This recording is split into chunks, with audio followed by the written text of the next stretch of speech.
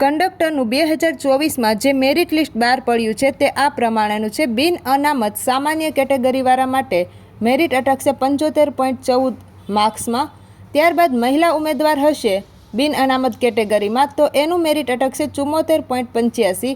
આર્થિક રીતે નબળા વર્ગ એટલે કે EWS સામાન્ય કેટેગરીના ઉમેદવારનું મેરિટ અટકશે 65.14. આર્થિક રીતે નબળા વર્ગ એટલે કે EWS મહિલા ઉમેદવારનું 34.28 મેરિટ અટકશે. સામાજિક રીતે શૈક્ષણિક વર્ગ એટલે કે સામાન્ય વર્ગમાં 71.14 મેરિટ અટકશે અને એમ કેટેગરીમાં મહિલા ઉમેદવારનું 68.14 જેટલું મેરિટ અટકશે. અનુસૂચિત જાતિ સામાન્ય માટે 71 જેટલું મેરિટ અટકશે. અનુસૂચિત જાતિ માટે મહિલા માટે 70 જેટલું મેરિટ અટકશે.